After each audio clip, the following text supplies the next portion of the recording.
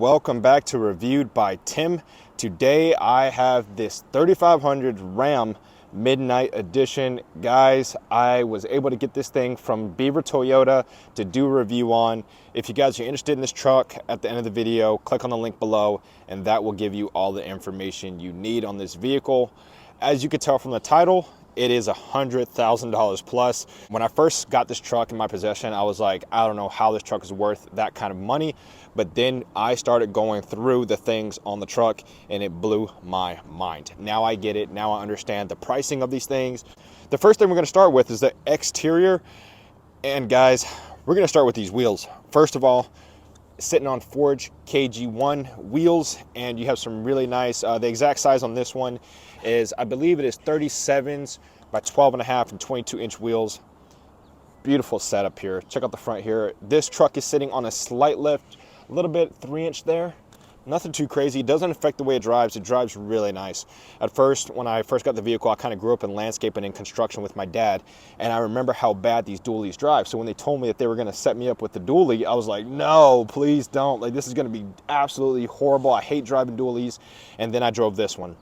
The reason why it blew my mind is I went to the rear of the vehicle, and I'm going to show you guys, because I had to take a look, because anytime a vehicle drives this good, that's this weight, you know it has to have airbags.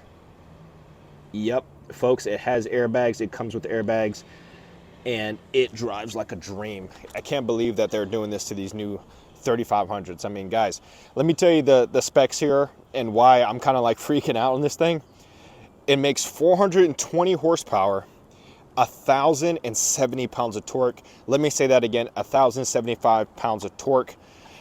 Guys, this thing tows 37,000 pounds. 7,000 pounds of payload in the rear. Now, not this one specifically, because you have a fifth wheel, which is a factory option as well. Look at that. They did such a good job installing this from the factory. And that's just, I mean, this is basically a semi, guys. This is absolutely insane. But the ability to put 73, I believe it's 7,300 pounds exactly, in the back of the vehicle here is insane. You could basically take a brand new Suburban that's decked out, a Denali, and just drop it from the sky right here and it'll sit just fine.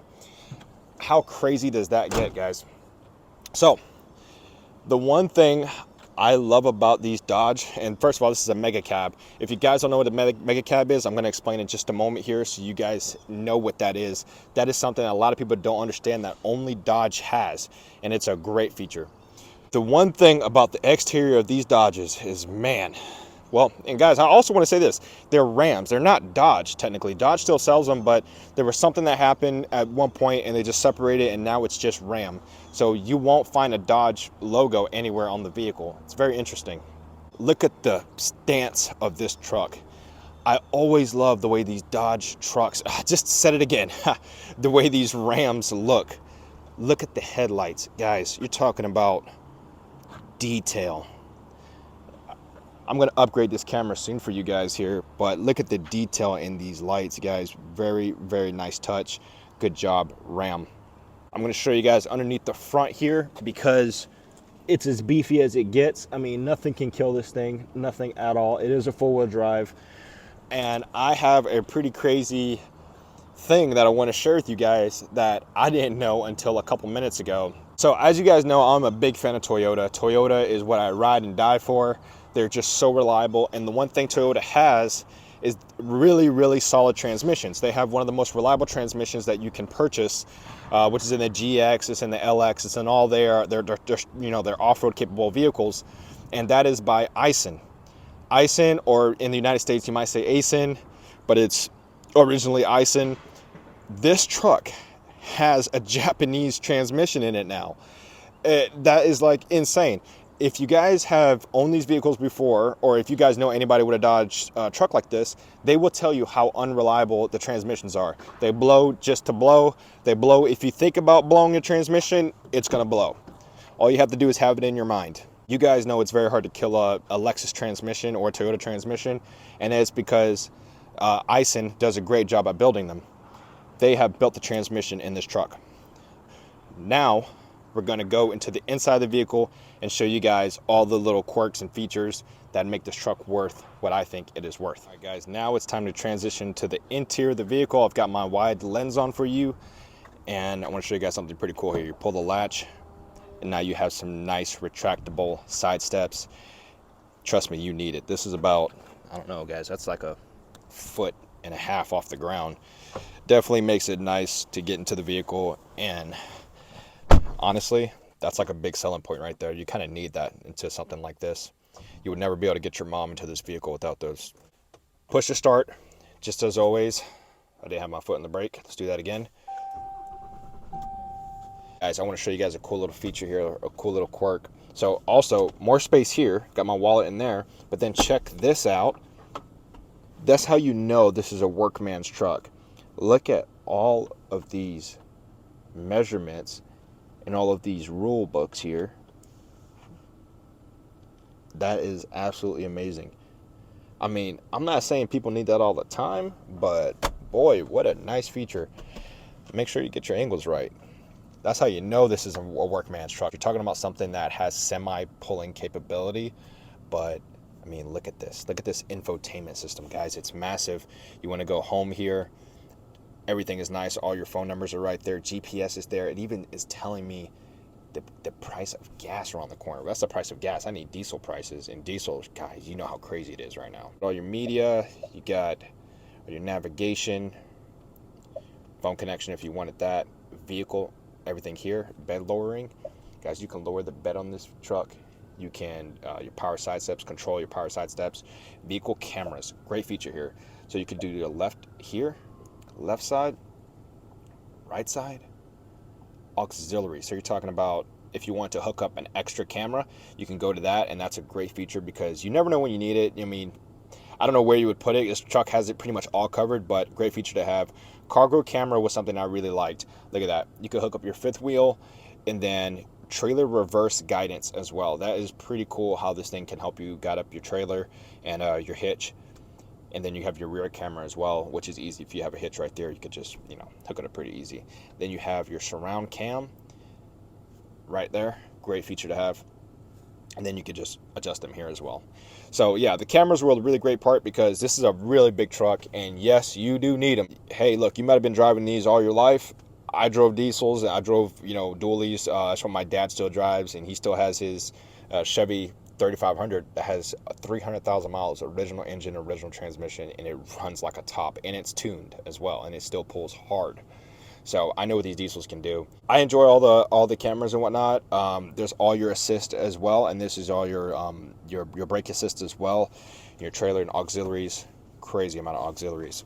Anyway, we're not gonna stay here too long, or longer than I have. It's just so much to offer when it comes to this truck. This truck has all your driving assistance as well, which is your distance keeping away from any vehicle you have in front of you, which is crazy for a 3500 size truck. You have Harman Kardon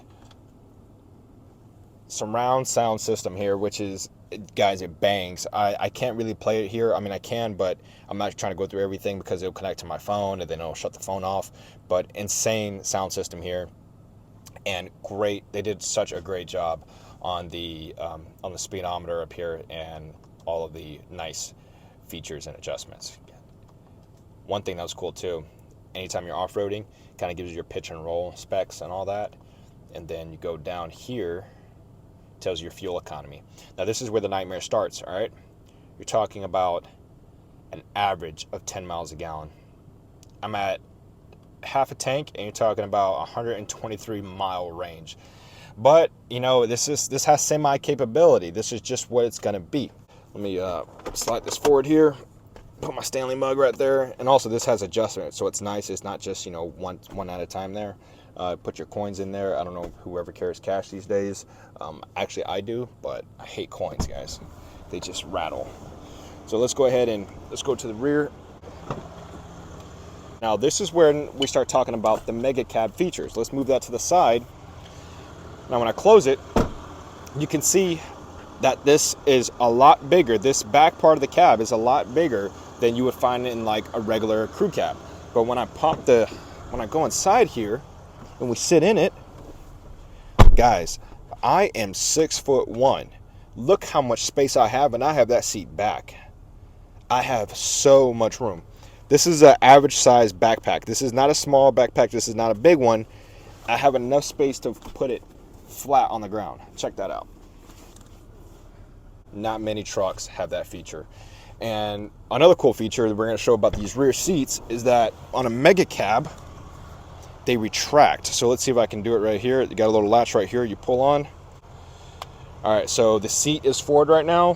What I'm going to do, I'm going to hop in, pull this latch, and you're going to see that it retracts. Look at that. Yeah, so guys, I am laid back, just chilling. I mean, there's so much room in this truck, I could close the door and actually like cross my leg here. Let me pull that in. Look at that. There's enough room for me to cross my legs. Guys, I am 6'1".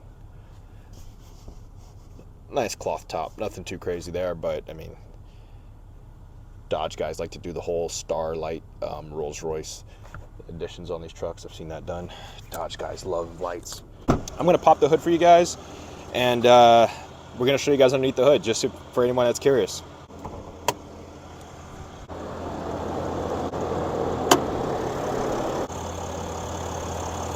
Massive inline six, 6.7 liter turbo diesel.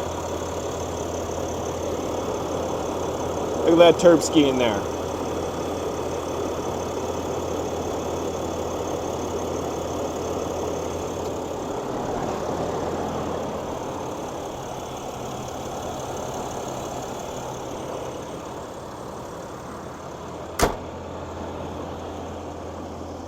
Absolutely massive. And the feeling you get when you drive this thing is nothing like it. I'm gonna do a little bit of POV for you guys as well, but I'm not gonna do it using this camera. I'm gonna put a GoPro on. So yeah, this is just the walk around and kind of the interior specs of the vehicle. I mean, it has all the heated seats, it has cooled seats in it as well. You go to your comfort, vented, cool seats, and you got your heated seats there as well. And guys, they work immediately. Love that. I hate those like heated and cooled seats where it takes so long.